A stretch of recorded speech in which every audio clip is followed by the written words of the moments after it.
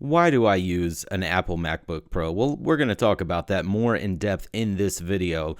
I use the Apple MacBook Pro for many things in my day-to-day, so I thought, well, it's about time to review this. And some people, you may not need to rush out and upgrade depending on what generation MacBook Pro you have. This is a late 2013 model, 15.4-inch Retina display. So we're going to check it out, explore it. We've done other videos on the channel comparing with previous generations, should you upgrade or not. But we're going to take a look at my MacBook Pro and exactly what I use it for. What you might use it for could be different, what your needs are. But we're going to explore why I use it, why it really works well for me in my day-to-day across all of my YouTube channels as well as my business. But guys, it's Ryan Rigg here with Fast Electronic and Loud. So let's take a look at it here. It does have the 2880 by 1800 display. It's a 15.4-inch Retina display.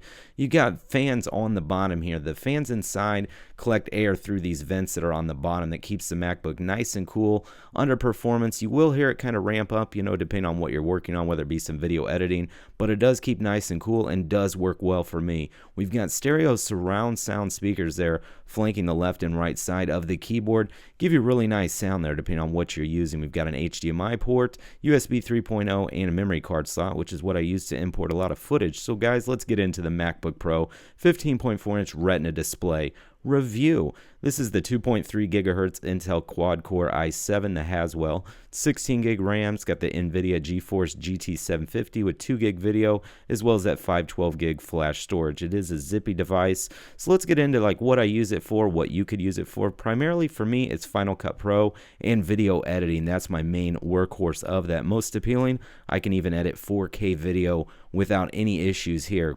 Scrubbing across the timeline here, no problems running through that footage there with ease. Another thing I use is the Rode NT USB microphone. This is a very nice USB mic, actually using it right now during this video. I can take advantage of one of the USB ports on my MacBook Pro, and I can record voiceovers or gameplays or whatever else I'm using. Another device I use with my MacBook Pro is the Elgato Game Capture HD 60. Allows us to get that 1080p 60 frame per second gameplay on this channel and our Gaming for Grandpa channel. Whether we're using Xbox One or PS4, we run the Game Capture HD software there on the MacBook Pro. It does have that MagSafe power connector, so you're never going to yank it out of the side, and it does not have Ethernet, but I do have the Thunderbolt to Ethernet adapter that does allow me to have that direct Thunderbolt connection to my MacBook Pro, but while using an Ethernet cable. So that is the Ethernet to Thunderbolt adapter there available from Apple. Makes it very convenient. That way I don't have to always use wireless if I don't want to. I can take advantage of that USB 3.0 port and connect my Western Digital My Passport. This is a 2 terabyte hard drive. We've done a video on it in the past on the channel. Allows me that extra storage there, as well as that SD memory card slot. So, when I'm importing photos or videos, which I do a ton of. Additionally, taking advantage of the Bluetooth ability and using the Apple Magic Mouse and keyboard, I do like having that Bluetooth option there. Also, I'm allowed to use the Bluetooth Studio Wireless headphones. That is correct. Those are the Beats Studio Wireless.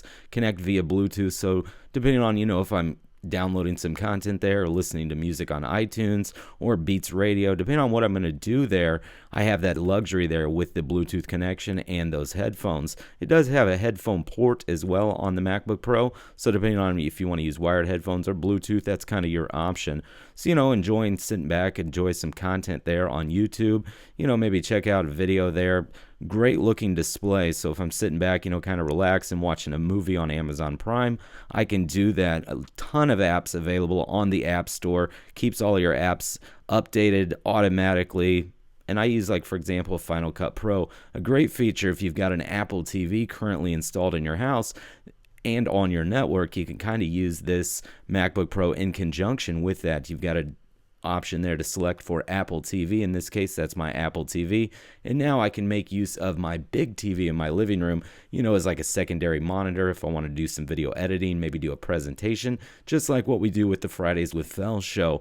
And that's just an Apple TV stored down there, completely wireless, making that connection available and simple and clean. Additionally, I use the iPhone 6s Plus.